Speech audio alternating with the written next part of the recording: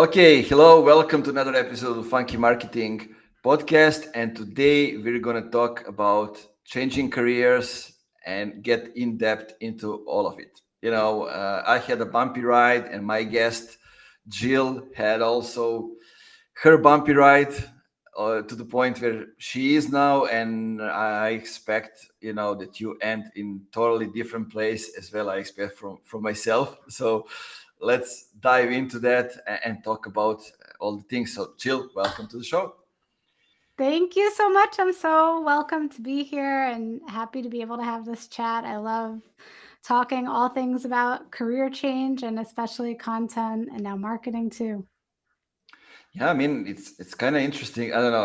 I don't know how old are you, but uh, I lived in the times before internet and before those things, and like I always get back to now looking at where I am now in my career, like to the childhood, to those days, and I was like, you know, we didn't even know that some things are possible, right? But I could feel it in a way, and I ended up studying marketing because I knew what advertising is.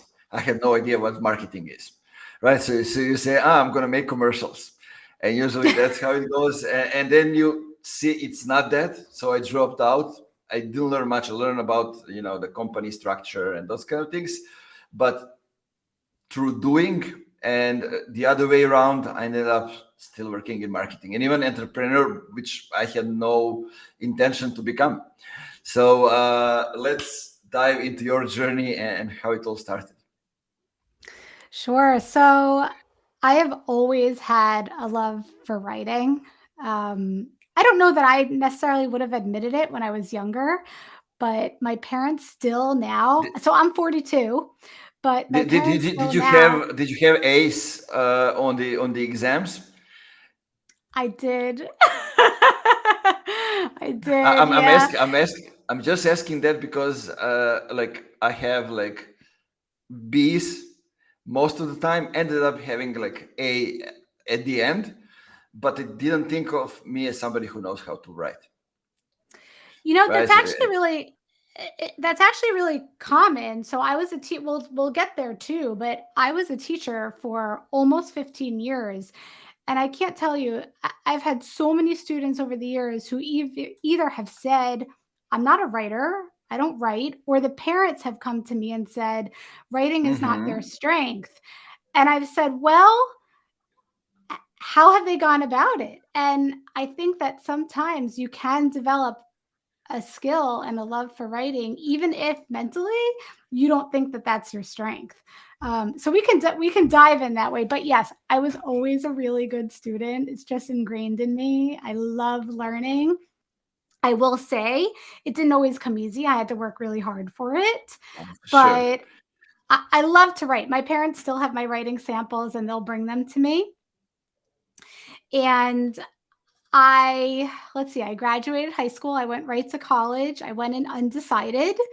I didn't know what I wanted to do. I actually was a nutrition and dietetics major, and I stumbled into taking a journalism class and ended up writing an article for you know, the college newspaper, Mm-hmm. and I never turned back. I ended up changing my major to English and journalism. And when I graduated, I ended up working for a publishing company. But then 2 years after that, I decided I wanted to go back to my school roots and I went back to graduate school and I ended up becoming an English language arts teacher for just under 15 years. But then in 2019, I ended up resigning. I needed a change. My life had changed drastically. When I started teaching, I wasn't married. I didn't have any children. 13 years into teaching, I had three really young kids, and I was bringing a lot of work home. And I was losing some of my love for it. And I always promised myself if I felt like I didn't love what I was doing, that it was time to take a pause and reevaluate. So I decided to just cold turkey resign. I finished the school year because I always finish what I start. I finished the school year. I resigned and I took some time off to just be mom and enjoy family and think about what was next. And then it was COVID. So it wasn't really the best time to go back to teaching if that's what I wanted to do. And then let's see, not this past summer, but the summer before, I decided to follow my love for writing. And I did some research on Upwork. I don't know if you're familiar, but a lot of freelancers, Of course. go Just a through. question. Yeah. Just a question. Did you usually the people who like writing and they say, I'm going to be a copywriter, right? Is that what you've been thinking? And I found it, I'm mentioning that because most of them turn out to be a content writer, right? They can write essays, they can write blog posts, those kind of things, but not many of them can actually become copywriters. And then when they dig into that, reality strikes from that perspective. I never actually really considered being a copywriter. I've done copywriting, but I don't necessarily think that's my strength. I think content writing is more my strength. And I also have more of a love for content writing. I think they're two different skills and there is some overlap. There's always a lot of conversations about the difference between them, but I never really considered it. And to be honest, like even when I was in college, I don't think I knew that copywriting was a thing. My love for writing at the time was really honed in on journalism. Like I was literally chasing ambulances to write stories. And so it was a very different type of writing. And so that's kind of how I ended up where I am today. I don't know if you want me to fast forward, but I ended up basically getting a freelance job. So now I work for a company called Clerk Chat. And they initially hired me as a freelancer.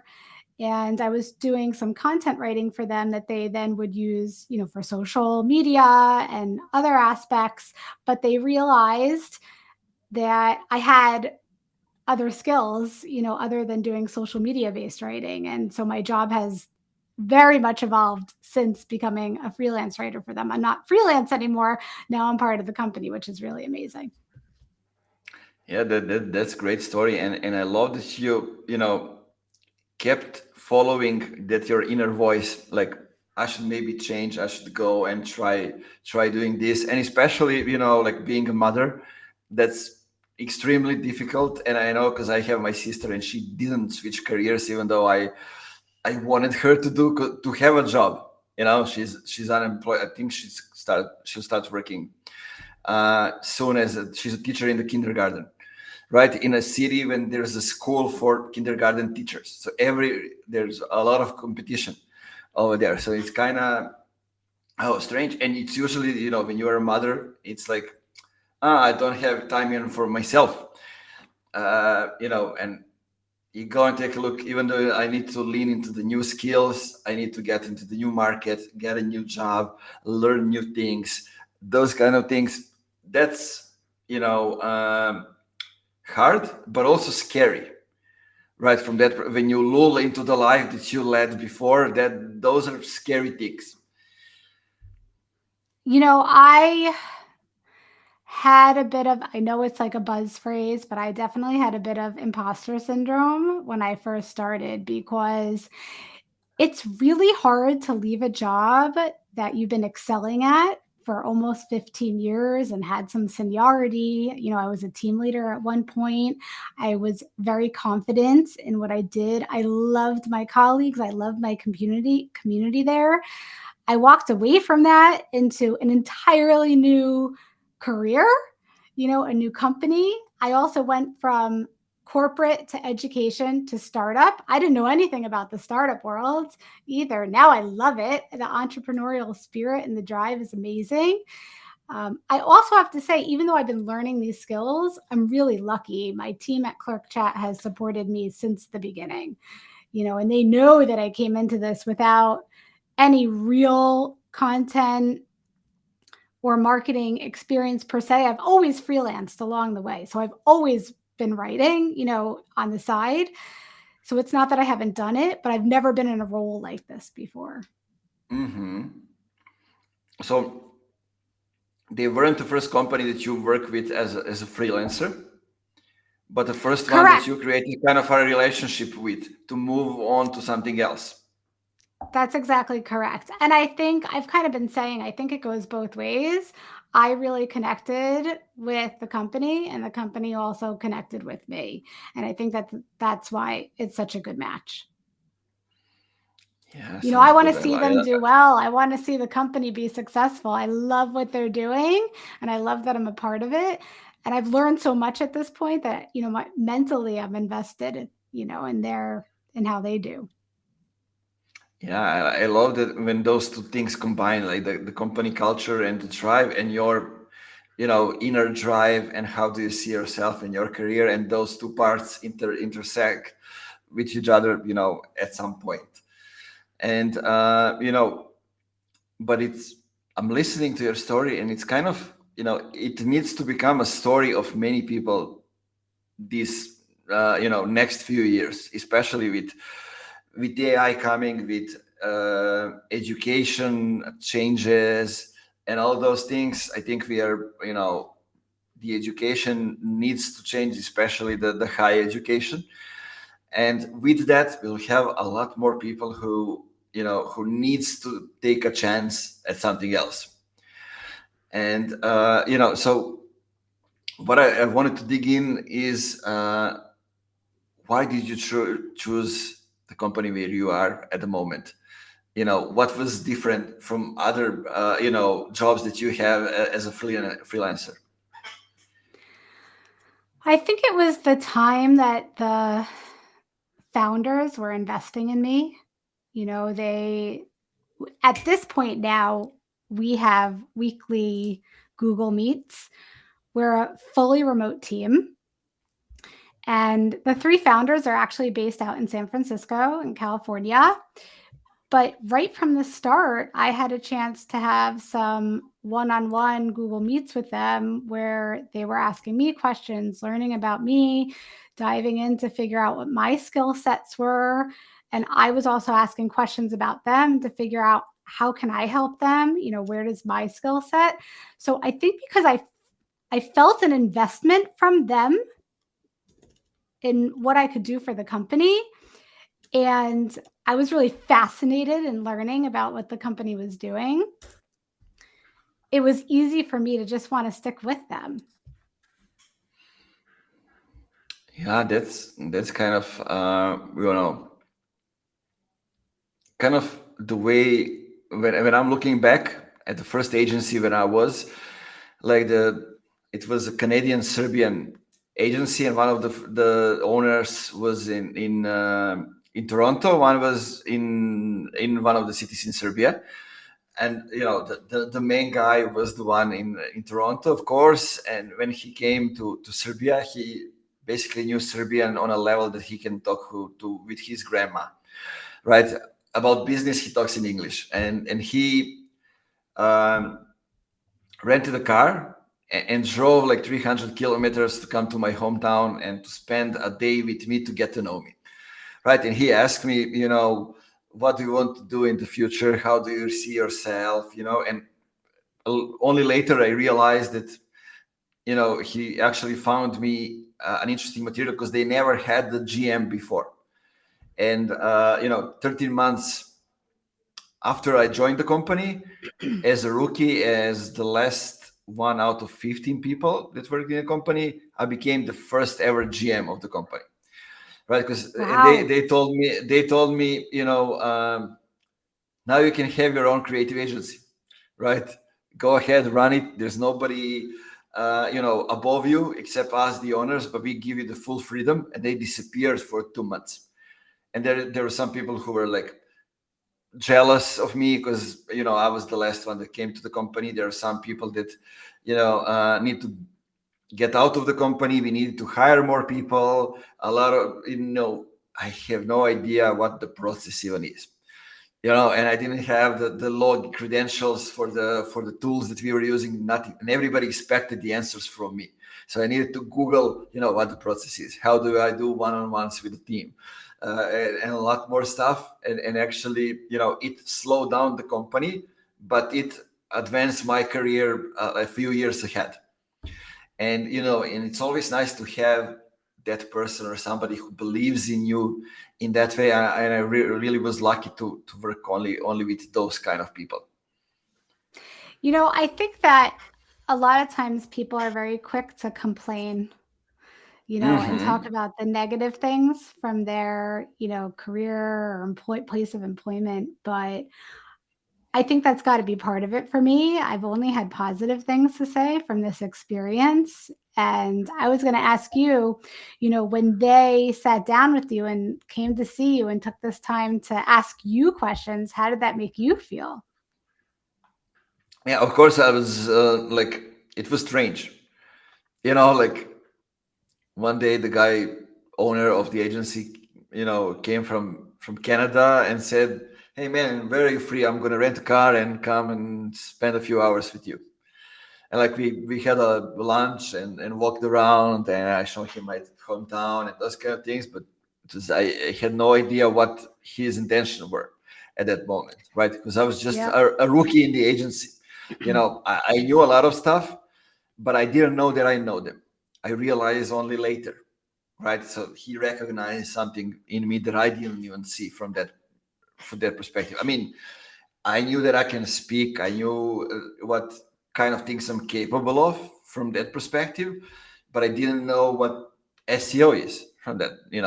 Like Yep. my first job was I used social. I built Facebook pages. I've done PR events, organized huge events, even with 200 people, managing those people. But like I needed to learn like SEO. My first job was read the article and add a meaningful comment at the end. That was link building at the time, right? It was 2011, 2012. And, but I shared everything that I learned in a company Slack, right?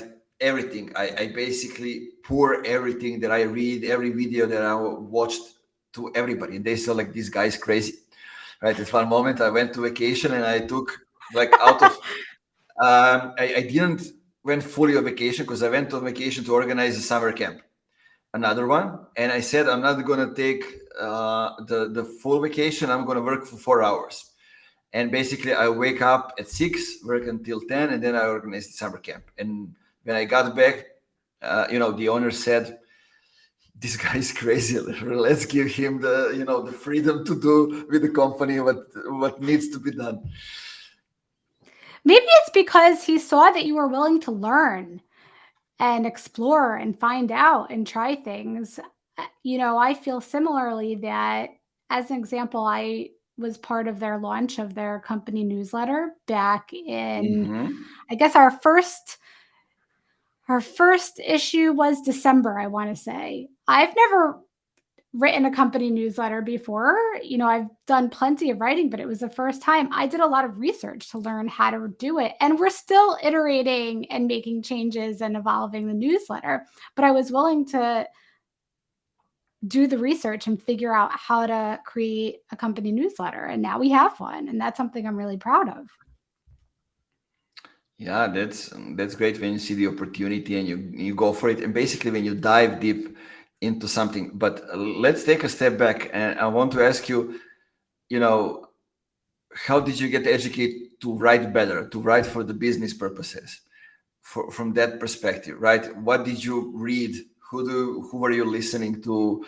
Who were you following? Because those kind of things usually help people. Because I see a lot of people that are into switching careers, and they try this course, uh, listen to this person, buy this ebook, whatever it is, and they end up in a loop just from one course to another, and they never implement things. Aha. Yeah, I see what you're saying. I almost sometimes call them like course hoarders. You keep reading and you keep buying courses, but when are you actually gonna try out what you learn? So I really committed to learning. So one thing I did was I went on HubSpot Academy. They have a lot of free courses, and I found ones that were relevant to me. And I went through a lot of different options, and I started learning more blog writing. I've done blog writing before, but not for a SaaS company. It's very different. So I got a lot of pointers from there, but also I started posting on LinkedIn, I want to say last December. And around the time I started posting on LinkedIn, I started doing a lot of searching, especially with hashtags. I would put in hashtag content marketing, hashtag content writer. And I ended up stumbling upon a lot of people. That's probably one of the ways I found you. I probably put in B2B. I'm not even sure at this point, but I've run into a lot of people now on LinkedIn. I know Jess Cook is one of them. I would read her posts. I would comment. I would ask her questions. She actually did a really amazing post not too long ago where she said, write out all your questions. And we were in the comments. I don't know if you happen to see that or if you're connected with her. And then she actually did a video where she tackled all of our questions. Like one of the questions I happened to ask her is that when you're a smaller startup, how do you compete with the bigger enterprise companies when it comes to content? And she went on video and she tackled that question for me. And I learned some great advice from her, which at the time happened to be know how you differentiate. Focus on how you differentiate from everybody else, not the size of the company. And that's been ingrained in me ever since. But that's just one example. There are so many other people on LinkedIn that you can learn from. And I've been doubling down and I've been connecting with people. I've been asking questions. Anna Furmanov, she has Modern Startup Marketing Podcast. I don't know if you're familiar. It's another one of my favorites. I have listened to probably every single one of her episodes. I've even at times reached out to some of the guests that she's had on the episodes and ask some questions I'm just not afraid to ask. I think that when you're in a new role and you're learning new things, you cannot be afraid to ask questions and reach out to industry experts. Otherwise, you can certainly do it 100% on your own, but you've got to be willing to know who you can count on, almost SMEs, like find subject matter experts out there to ask the direct questions to. And that's kind of the way I've gone from the ground up, I guess. Yeah, I'm smiling because I just got back to July 2020 when I sent a connection request to Anna Furmanov. And this is kind of interesting. We go back and forth with that because I sometimes I remind her of what kind of relationship creator she was. Yeah, to quote that, because she sent me a message after I sent the connection request. Hi Nemanja, I see you're interested to connect. To be honest, I connect with those people I know. What brought you over to my profile? Hope all is well. And I told her, hey Anna, why do you do that? That's usually what Facebook's for. I connect with people with whom I can exchange opinions and experience, definitely not selling anything. And then she said, interesting. Not me. I do this, and and then we basically the next month connected on a call. And now from time to time, she sent me a message. I sent her a message. Hey, can we jump on a call? I need feedback on this. I need feedback on that. And she was also a guest on my that's podcast. Making my heart so happy. Yeah. So everybody's connected. That's how it goes. And and one thing you said, and I think that's extremely important, on not being afraid to ask, right? To ask people, even those that you look and they look kind of, this is a superstar or that's happening. Like today, I was on a podcast with a bunch of guys, and they told me we were talking about, and then they say, it's 30 minutes, right? I don't know how much time you have. I took an hour for this, so we can go on, and I think most of the people who are high level are approachable, and they are willing to jump in. Maybe not always on a call right away, but to answer the question or just to kind of send you the link or direct you in some way, and that's extremely important, right? From that perspective, and and it's always, I say, important to create sort of a network of people, because we don't know where we're going to be in 6 months, even in 3 months. It's you don't true. know what will happen. And and if you connect with people, maybe they are not your target group right away, but who knows in 3 months, in 6 months, what's going to happen, right? And if you share your journey, share your story, your troubles, what you're fighting with, there's a lot more people that have the same struggles, right? And if you do that, they're going to connect with you and recognize themselves in your struggles, and basically cheer for you, also help you when the help is needed. And that was actually my journey since I started posting on LinkedIn. I mean, I'm posting for like 10 years, but Yeah. from the start, some people know this, and you know how it goes. But one thing that comes to my mind, and I think it's extremely important, is did you already have somebody in the company who was able to kind of guide you when you started? Somebody working in a marketing team, or you were just it was the company that says, oh, we need a freelancer to help us with the content, and there was somebody like product related or whatever it is that was kind of guiding you. Okay, so let me try to break this down for you a little bit. So we're actually a very lean team, which we love. We're also a very close-knit team. And so one of the founders, his name is Igor. When I very first started, he would make like the script or Loom videos for me to go through some things and sort of do some tutorials. And then shortly after, I met another one of the founders, Alex. We spoke a lot. And then I would say almost immediately, we started weekly having marketing calls. And so on that Hmm. marketing call, someone from our sales team would also join. And so I would get an opportunity to collaborate with the sales team and ask questions. In addition to that, we have once monthly all hands calls where the product team, the development team, engineering, design, we're all on the call together, and we all have access to each other, even though we're fully remote. Um, we're on Slack. We also use Clerk Chat all day long to converse and ask questions. And what I always say is, if you don't ask, you'll never know. And so when I have a question, I reach out and I always have someone to ask questions and to give me some feedback. So I feel like I've really been supported and I can always collaborate with all the other teams when I need to. I talk with the product team regularly because I write the release notes for the company. And so if there's something I don't understand, I can ask, and they always answer me and they always give me the answer. And sometimes they send a video to show the answer, which is awesome. And I hope that answers your question, but I've always felt really supported by everybody on the team. I feel really lucky. Yeah, and that tells me how did you actually learn to write, for a SaaS company. You know, Hmm. you can pull out the insights and the answers from a lot of sites. And I mean, that's also one of the topics I want to dig deeper into. How difficult it is to write for a SaaS company?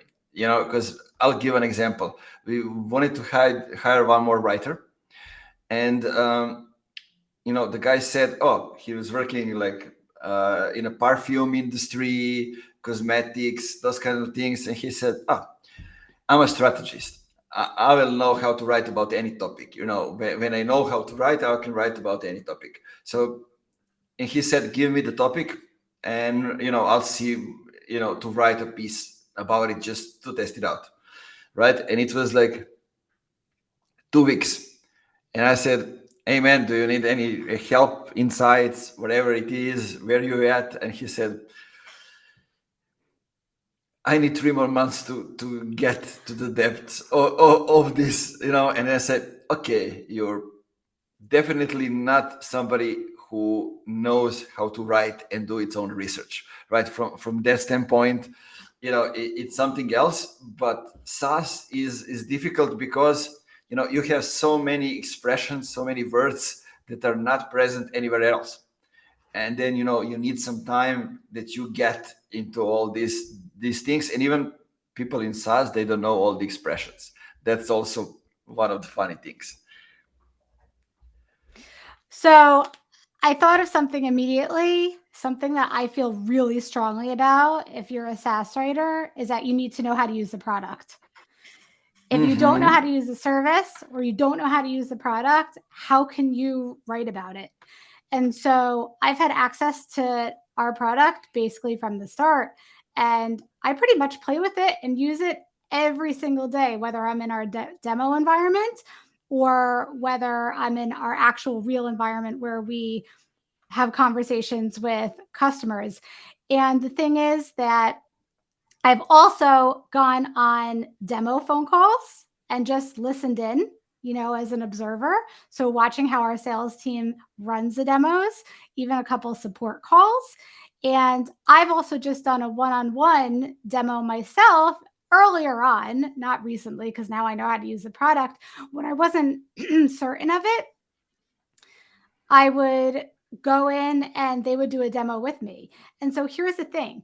When I write about the product, I actually compare it to the way I taught my students.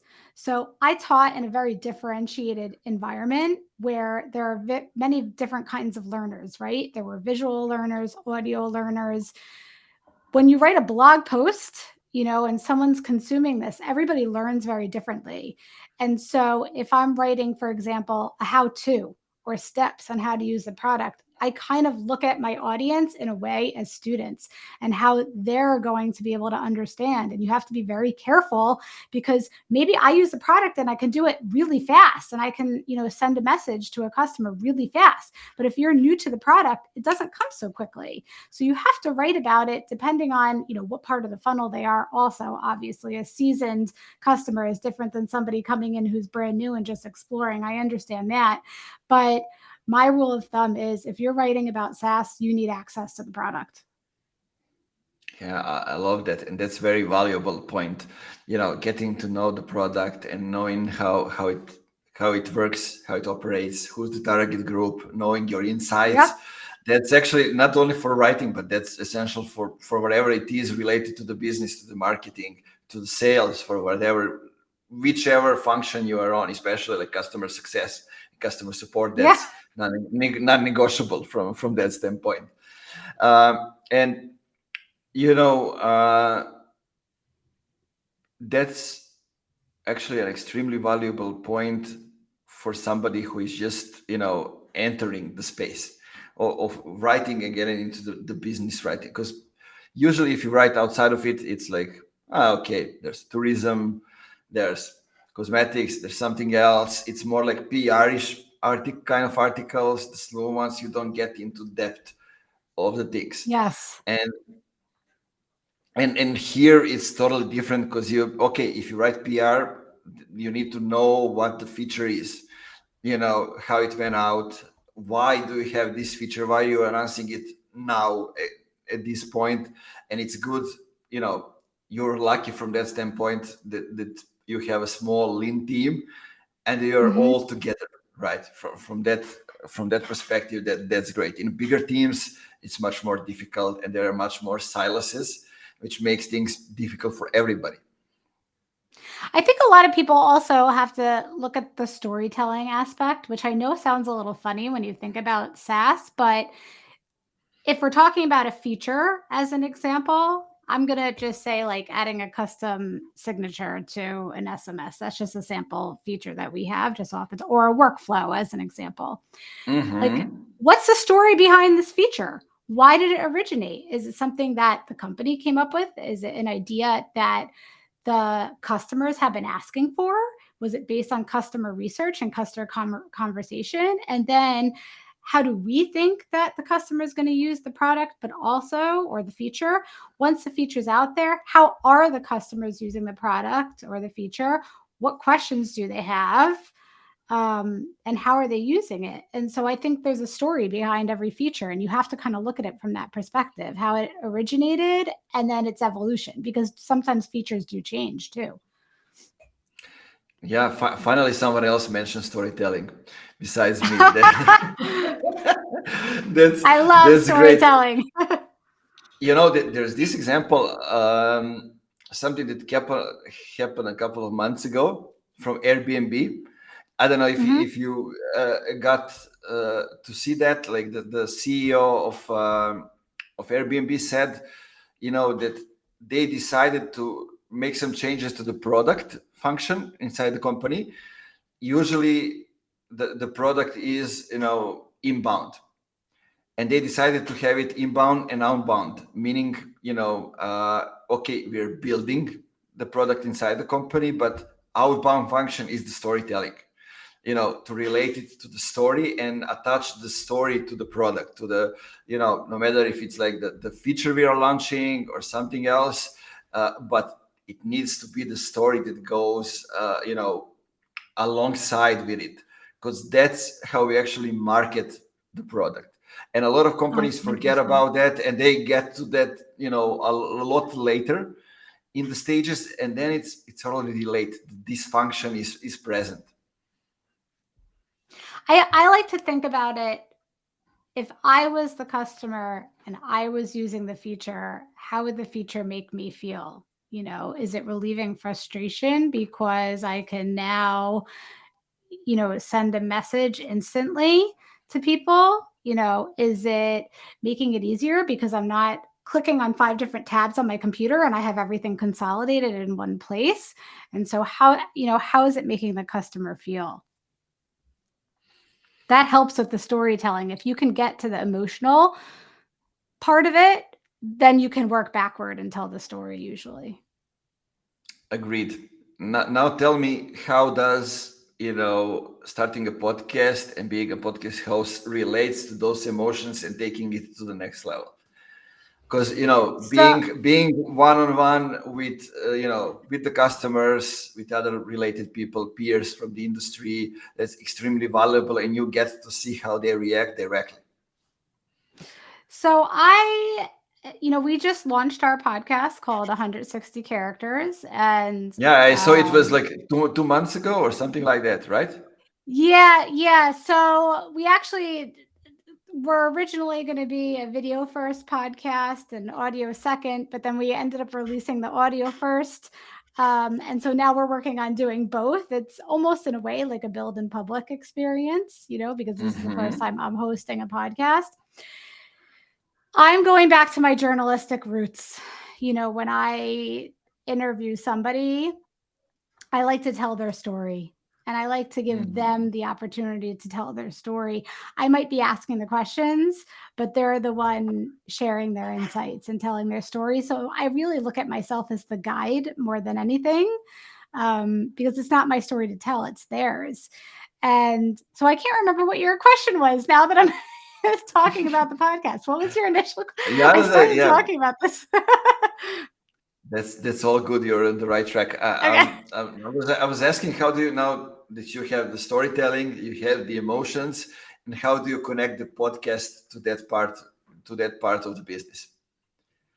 Oh, yeah. So it's interesting. Our podcast actually isn't even about Clerk Chat, to be honest. It's really more about other people and other companies.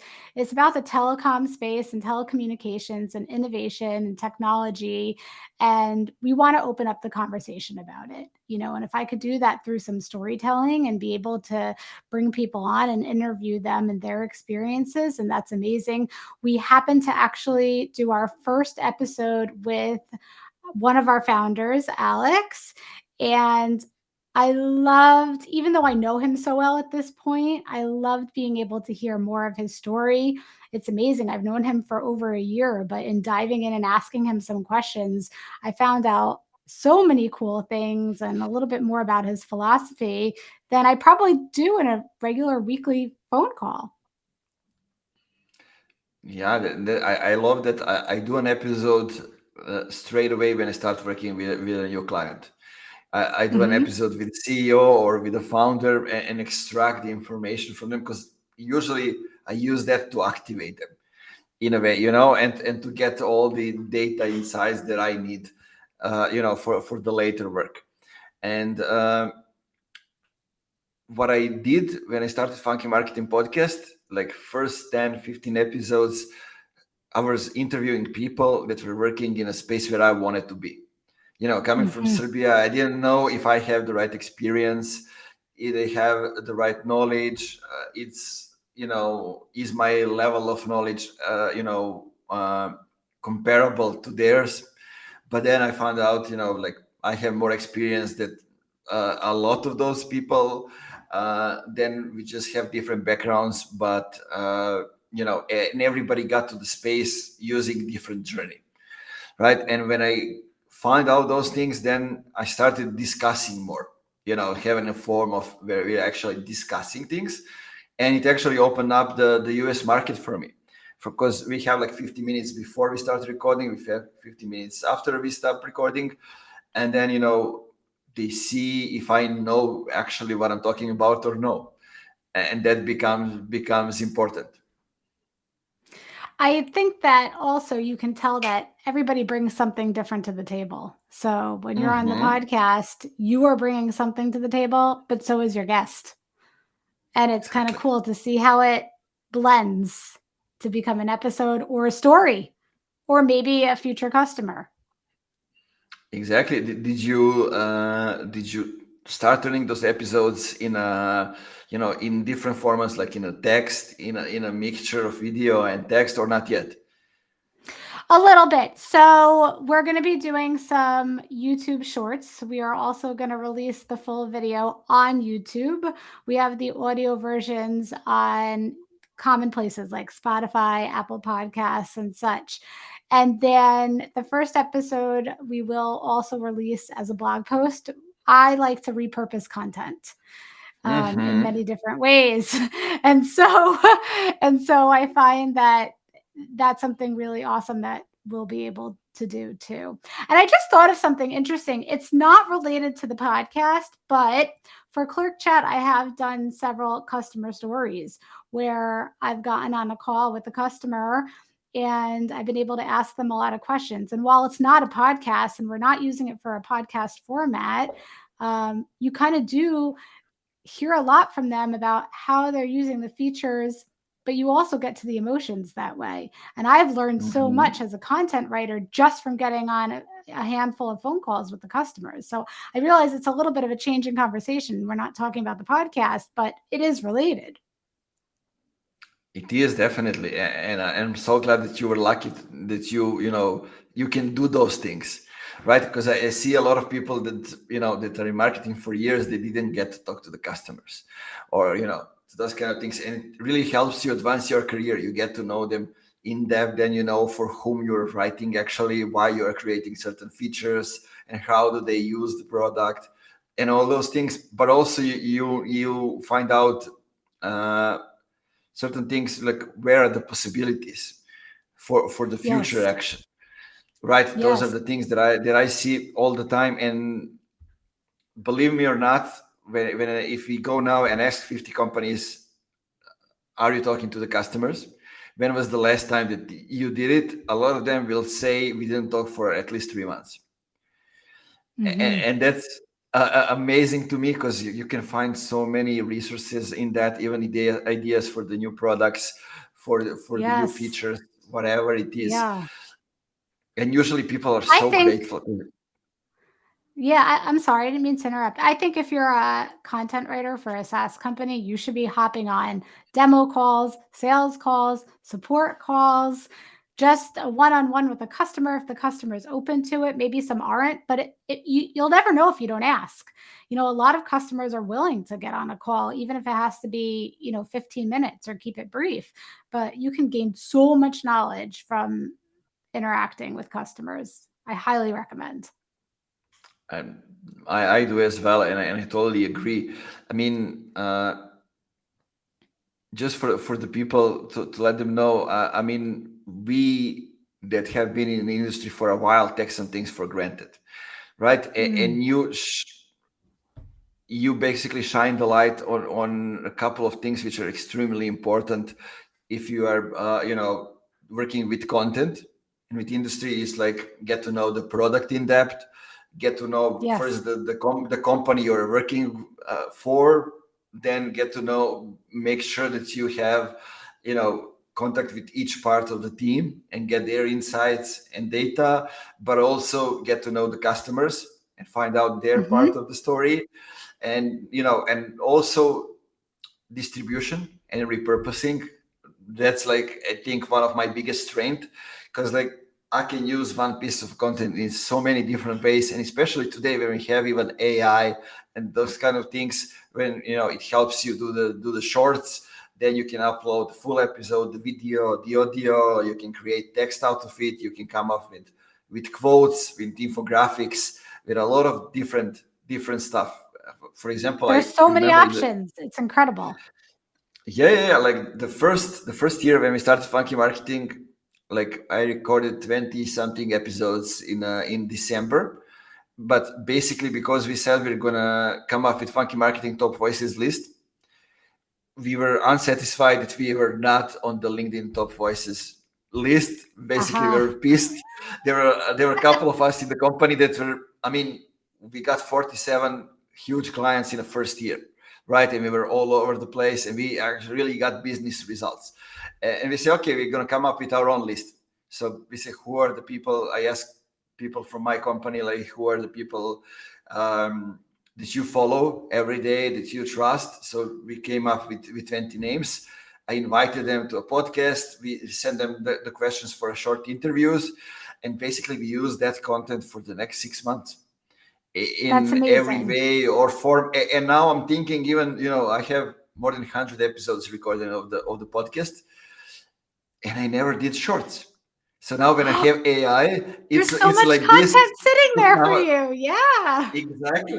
exactly. And so I'm like I don't know, like it was 2 weeks ago. I said, okay, I'm gonna schedule 3 shorts per day, and also reels on Instagram and TikTok, and I'm gonna let it in, and I'll see what happens. What works, what doesn't, so I can maybe Yeah. adjust. Collect the data, assess, and when you see something works, double down on it. Yeah, what's interesting when you use AI to kind of come up with shorts from the long form content, it gives you the headlines that you didn't even think of. For example, Uh-huh. like me and Steve Smith had a conversation at the beginning of the episode about Nas, about Tupac, about hip Oh, hop, I listened to East that versus episode. West. Yes. Yeah, and now like I have those shorts, and they are now being sent to YouTube. And who Oh, knows what that's YouTube great. sees, but it gets a different attention from a different, target group Audience. over there. Yep. Yeah, and like I would never come up with the idea to put NAS into the name of the short, right? From that But perspective. that might pique interest from maybe people who are not currently in your audience base. So that's awesome. Yeah, exactly. That's what I'm looking at, because I think from the long term perspective, that might be interesting to you as well. Like YouTube is the place that are gonna get a lot of attention Uh-huh. compared to the written content, because of AI and Google implementing those things. Basically, the search becomes the chat when you ask the Yes. question, and it gives you the answer. But then YouTube is where you differentiate when you create the brand. And from that standpoint, educational content is the foundation, but then you need to figure out how to be entertaining, and that's something Yes. that's difficult for a lot of people. Yeah, but I think YouTube Shorts kind of are a good outlet for you because you can keep it very short and try things and see what works. It's a good way to kind of bring in that entertainment piece, I feel. Yeah, but there's a thing. It's difficult to come up with a 30 seconds video that is not cut out of the long form episode. That's the difficult thing. You Yeah, need to I really figure understand. out, like, this is what I'm talking about, this is what I'm going to say, and you need to do it strategically, and it takes time and it takes resources, and then Yes. you balance I it. know I actually recently started making some videos myself for my own LinkedIn. It's time consuming. It is. I mean, let me tell you, in 2019, I think I created 60 videos in 60 days, up to 10 minutes, not more than that. Wow. But I gave myself this task that I'm going to do it, and then I saw how it was going up. Then the algorithm went down. But it's Oh yeah. interesting, when I talk to people, they gave me feedback like, "Hey, you need transcript." I'm on my job and Mhm. looking at you, I cannot hear you. So you need transcript. And then, okay, I implement that. Then they go, hey, maybe you can share a screen and show us something. Let's go and do that. And then you learn through that experience. And I always say, if you don't go all in on some of the things that you do at one moment, you never know what is the potential or if there is a potential at all. It's true. I know everybody talks about, myself included, going outside your comfort zone a little bit, within whatever your boundaries are. But I think there really is something to be said for that. I mean, I've done that a ton in this past year. I've done a lot of things. Even this is not something I think I would have been comfortable doing 2 years ago, but here I am, and I love it. It's great. So you never know if you don't try. Exactly, exactly. So I have two last questions. First one is, Okay. what's next for you? What do you see as a bigger goal? That's a really hard question. It's, 5 years ago, I don't think I would have imagined myself working for a B2B SaaS company.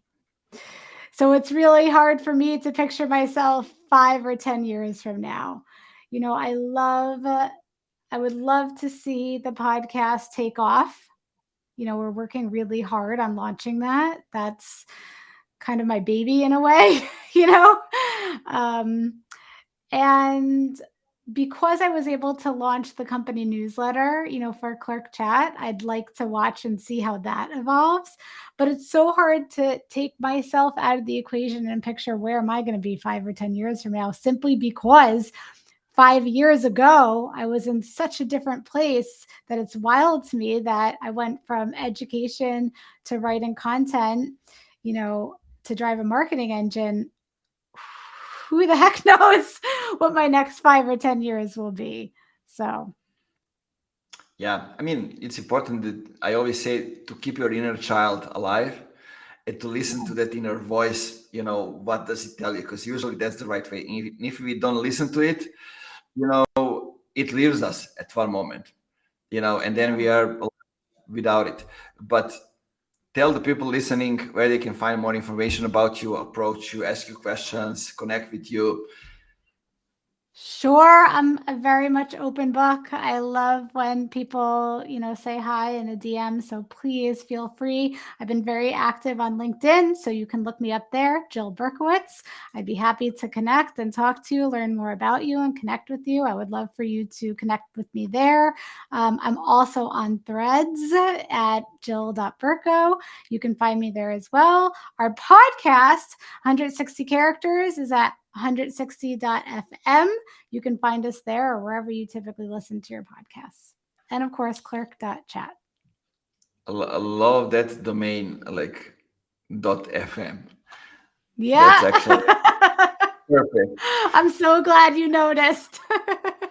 Yeah, and also, like, I think you're the first ever person that says, I'm active on Threads. It happened. Yeah.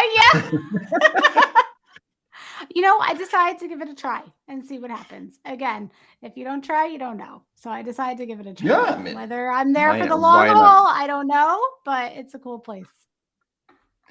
Cool. Guys, now if you didn't do what I told you a couple of minutes ago, go back to the beginning of the episode, listen again, write down things that you say, that you hear that is important. And Jill said a lot of important stuff about writing, about learning, about, how you throw yourself out there and you end up in the company you actually want to work. And, then come to Jill said that you heard about her on the Funky Marketing podcast and see what you can do together to grow and to create a relationship from this, because this is why we do things. Jill, thanks again for being on the show, for taking the time, and I'm sure we'll do it again soon. Who knows what you'll do and in which position you're going to be. I'm cheering for you, and I'm going to watch from the shadows what you're doing. Thank you, Nemanja. Bye, guys. Keep it funky.